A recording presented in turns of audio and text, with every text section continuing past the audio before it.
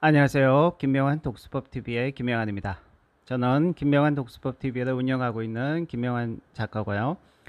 3년 만권 독서, 3년 60권 출간을 한 베스트셀러 작가이고 현재는 대한민국 넘버원 책쓰기 독수법 학교 김명환 칼리지를 운영하고 있습니다.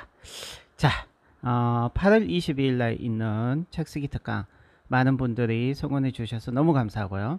또 김명환 칼리지의 책쓰기 수업이 이제 이번 8월 23일, 4일 99기 또 100기가 개강이 되어서 너무 감사하고 행복합니다. 자, 오늘은 어제에 이어서 고전 읽기 2탄입니다. 고전 읽기를 계속해서 하려고 합니다. 많은 시청 바라고요. 자, 어제 했던 고전 읽기 1탄에 이어서 2탄 인생이 한번 꼭 읽어야 할 고전, 바로 도스토예프스키의 카라마조프가의 형제들이죠. 자, 이제 한번 시작해 볼까요?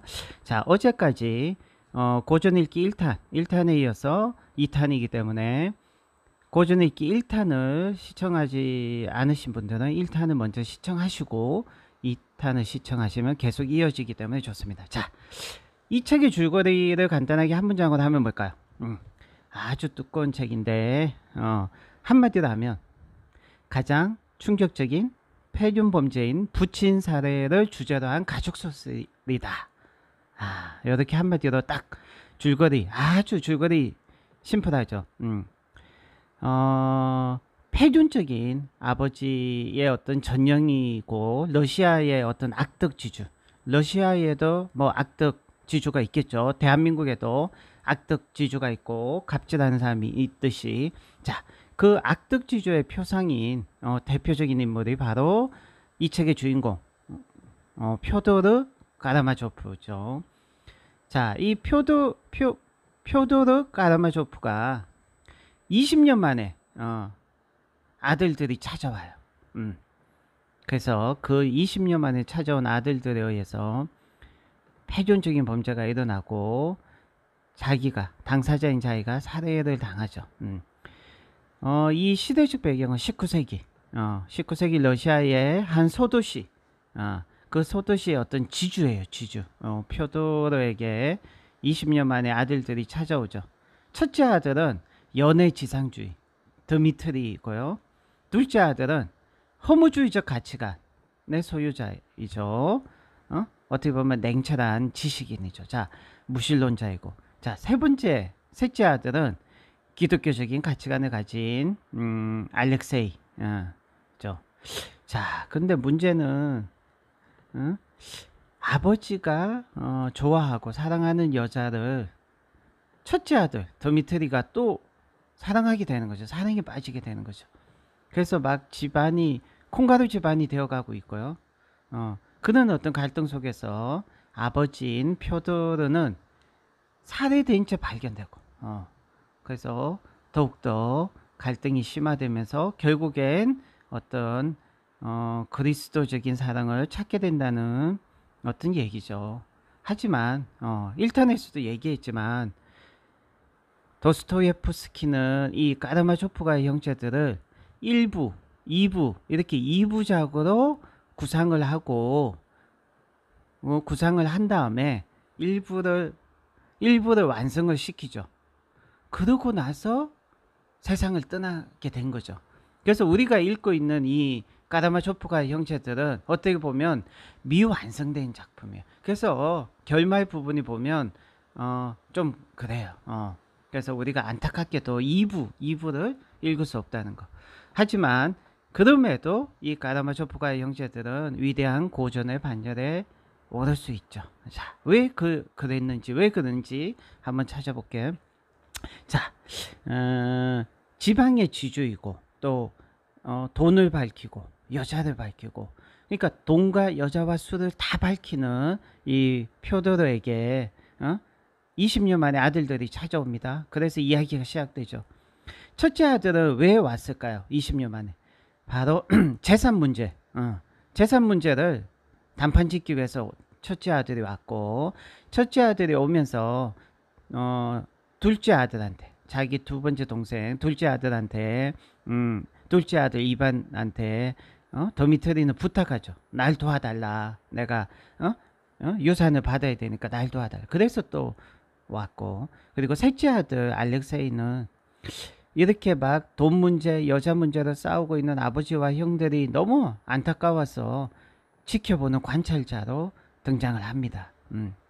그래서 이 스토리를 간단히 얘기하면, 첫째 아들은 아버지가 사랑하고 있는 그루센카에게 또 사랑을 하고 반해버리고요.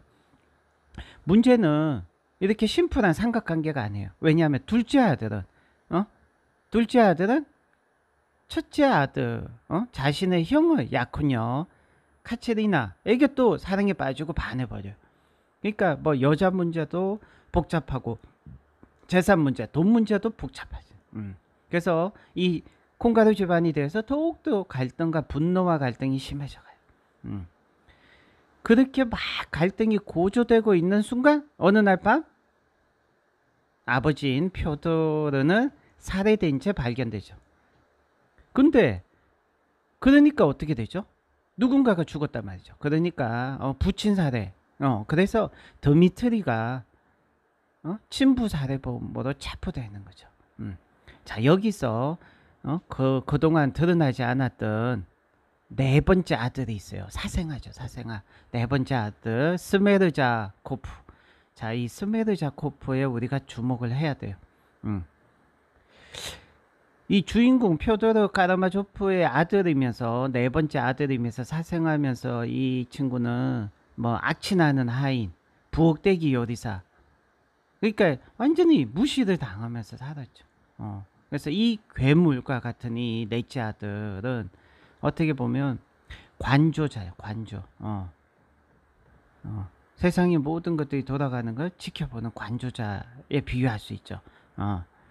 그래서 도스토예프스키는 이 괴물을 작품 속에서 크람스코이의 그림 관조자에 비유해요. 그래서 어떤 뚜렷한 목적도 없이 수시로 행해지는 관조의 행위, 즉 인상들의 축적 행위는 처음에는 귀괴하고 심지어 고양이 장례식 치르기와 같은 악마적인 행위로 나타나지만 결국 까라마조프 집안의 어떤 부자 간의 갈등이 심해지고 그런 와중에 부친 살해로 이어지면서 결국 중요한 거는 스메르자코프 이 네 번째 아들 사생아는 결국 자기가 부친을 살해하고 나서 나중에는 또 자살하고 맙니다. 그러면서 있는 것들이 그 당시에 도스토예프스키는 이 책을 지으면서 어떤 서유럽의 팽배해 있는 어떤 낭만주의에 기반해 있는 어떤 악마주의자, 그리고 러시아 토양의 어떤 악을 대변하는 스메르자코프의 어떤 행동력과 파괴력, 이런 것들을 보여주기 위해서 굉장히 고민을 많이 하고 노력을 했다고 해요. 자, 중요한 거는 이 스토리는 어디든 찾아보면 금방 알 수 있으니까요. 누구나 알 수 있는 거는 금방 넘어가고요. 김명한 독서법 TV에서는 찾아볼 수 없는, 어디에도 없는 걸 얘기할게요. 자, 첫 번째, 꼬리에 꼬리를 무는 고전 넘나들기. 그래서 꼬리 물기, 제가 EBS 고전 불패를 진행할 때 그걸 한 적이 있죠. 자, 이 책에 숨겨진 주인공 셋째 아들 알렉세이의 마지막 연설 장면에서 나오는 말을 우리가 주목하고 싶어요. 그게 뭐냐? 삶을 두려워하지 마십시오. 뭐든지 참되고 좋은 일을 한다면 삶이란 정말 좋은 것입니다. 자, 우리가 참되고 좋은 일을 하면 우리의 삶이 정말 좋은 것이 된다는 거예요. 자, 니체는 자신의 책 자라투스트라는 이렇게 말했다라는 책에서 이렇게 얘기했죠. 인간은 무엇인가? 인간은 짐승과 초인 사이에 놓인 밧줄이다. 10년 후에 놓인 밧줄이다. 저쪽으로 건너가는 것도 위험하고 건너가는 과정도 위험하고 뒤돌아보는 것도 위험하고 무서워서 멈춰서는 것도 위험하다. 하지만 인간의 위대함은 다리일 뿐 목적이 아니라는 데 있다. 인간의 사랑스러움은 그가 과도이며 몰락이라는 데 있다. 즉 인간이 위대함은 성장하고 도전하고 실패하고 다시 도전하고 이런 어떤 과도기적인 과정 속에 있다고 니체는 얘기를 합니다. 우리가 그 니체의 이 말을 오늘 한번 곱씹어 봐야 될 것 같고요. 자, 공자가 논어에서 했는 말이 이 책에서 어떻게 보면 저자가 우리한테 얘기하고자 했던 말하고 비슷해요. 오직 사랑을 일구고 공평한 사람만이 함께하는 사람을 제대로 함께하는 사람. 가장 가까운 사람이 가족이겠죠. 함께하는 사람을 제대로 좋아할 수 있고 함께하는 사람을 제대로 미워할 수 있다. 자, 이 책에 대한 제 개인적인 평가 한마디로 하면 뭘까요? 자, 이 책에 대한 제 개인적인 평가는 100년이나 더 된 옛날 책이지만 자본주의 시대를 살고 있는 이 현대인들의 가장 돈에 대한 이 탐욕, 그리고 패륜적인 범죄, 또 이성에 대한 이런 탐욕이 아주 잘 세밀하게 심리 묘사를 통해서 아주 세밀하게 가장 잘 드러나 있는 위대한 책이라고 저는 평가하고 있습니다. 자, 이 까라마조프가의 영재들 누가 읽어야 할까요? 물론 모든 사람이 읽어야 하겠지만 그 중에서도 자, 첫 번째 돈을 밝히는 사람은 꼭 읽어야 돼. 여자를 밝히는 사람 꼭 읽어야 돼. 세 번째로 술을 좋아하는 사람도 꼭 읽어야 돼. 돈을 밝히고 여자를 밝히고 술을 좋아하시는 분들은 이 책을 읽으시면서 내 모습이 많이 책 속에 담겨 있다는 걸 알게 됩니다. 자, 여기서 우리가 하나 짚고 넘어가야 될 거, 까라마조프적인 것, 즉 까라마조프 신화라는 개념이 있어요. 이런 단어가 있는데 까라마조프 신화, 이건 뭐냐면 까라마조프 집안의 어떤 특성들을 의미하는 단어예요. 그래서 상징주의자들이나 소비에트 학자들에 의해서 곧 세기말을 맞이하게 될 러시아 사회의 묵시록적인 혼돈을 상징하는 것으로 이해를 하시면 돼요. 근데 중요한 것은 러시아만 그런 게 아니라 까라마조프적인 것은 오늘날 지구상 어느 나라에나 어디에나 재현되고 있다는 점이죠. 자, 이 총체적인 부친 사례, 아비 죽이기에 맞서서 서유럽에 비해서 명백하게 후진국이었던 19세기 러시아의 작가이자 러시아의 문학사에서 최초의 어떤 프롤레타리아적 작가로 평가받는 도스토예프스키가 제시한 해법은 그러면 뭘까요? 해법. 그것은 약간 종교적인 거죠. 그리스도의 재림은 러시아에서 이루어질 것이라는 광기에 가까운 슬라브식 메시아주의는 죽음에서 부활한 이유, 즉 죽음의 집으로 상징된 자기가 죽다가 살았잖아요. 유영생활이요. 사형 직후에 살아난 도스토옙스키의 주된 화두 의식이 되었던 거죠. 자, 그래서 이와 더불어 인류를 위해 고난의 십자가를 짊어지고자 하는 욕망이 또한 그의 작품 속에 만연하게 되었어요. 그래서 우리가 이 도스토예프스키의 이런 어떤 삶을 이해를 하지 않으면, 못하면 이 책을 읽어도 이해를 못하는 거예요. 그래서 작가란, 어차피 책이란 작가의 분신이기 때문에 작가를 잘 이해해야 이 책을 좀 더 재미있게 읽을 수 있어요. 자, 생명 창조의 어떤 신화마저 인간의 것으로 만들 만큼 과학은 발달했죠.